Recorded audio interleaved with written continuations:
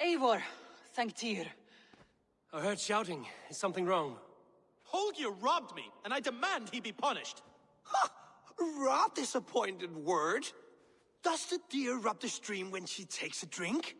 Does a cow rub a field when he crops on sweet grass? Eivor, this matter requires sensitive judgment. Will you?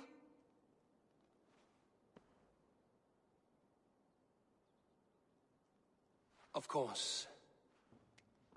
From the beginning, please. Well now, there is no excuse too small, I see.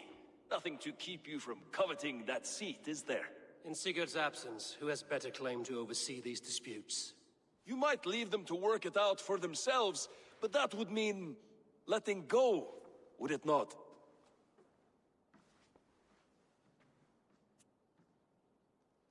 Please start again. Tell me all that has happened. I will start.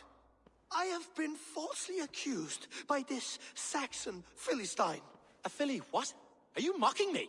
Silence, please. I will hear both of your complaints and render a decision, awarding compensation if needed. Understood? Rowan, tell me your version of these events.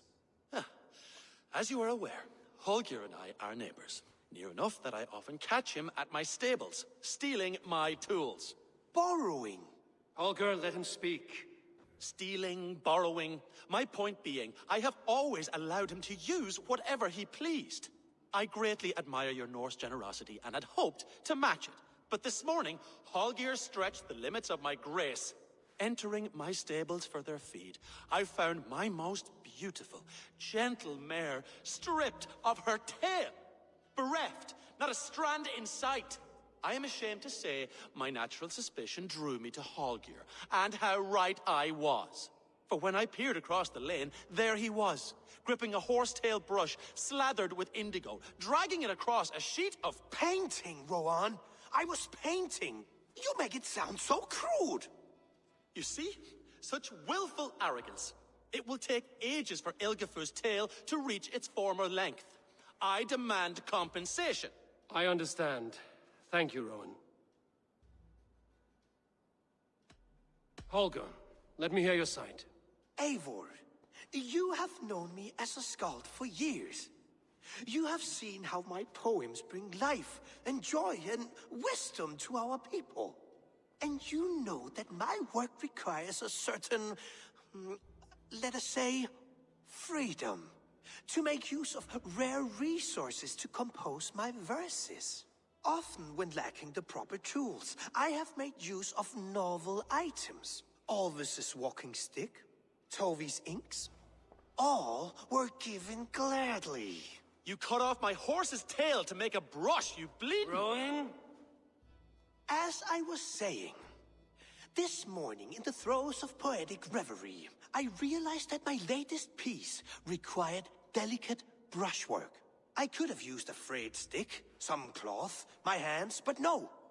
I needed something gentler, softer.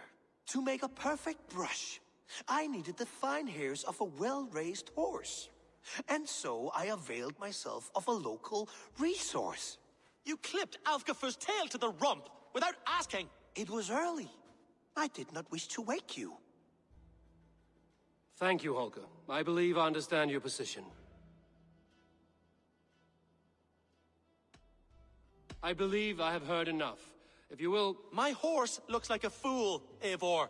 No handsomer than a donkey now. You must do something. Do not conflate hair with beauty, Rowan. She remains radiant. Elgifer's hair will grow back in no time. Quiet, both of you. Now listen.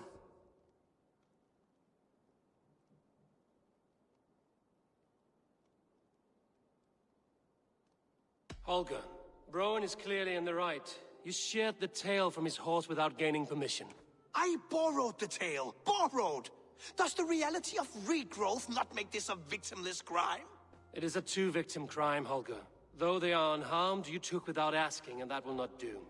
As the horse's value has diminished significantly, you will pay Rowan its market price.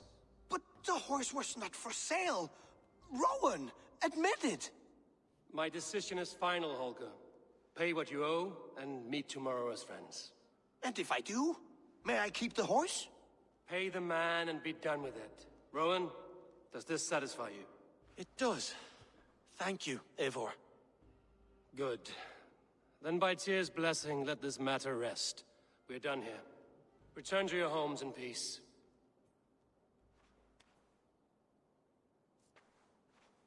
Now it seems the wind calls me back to Randvi.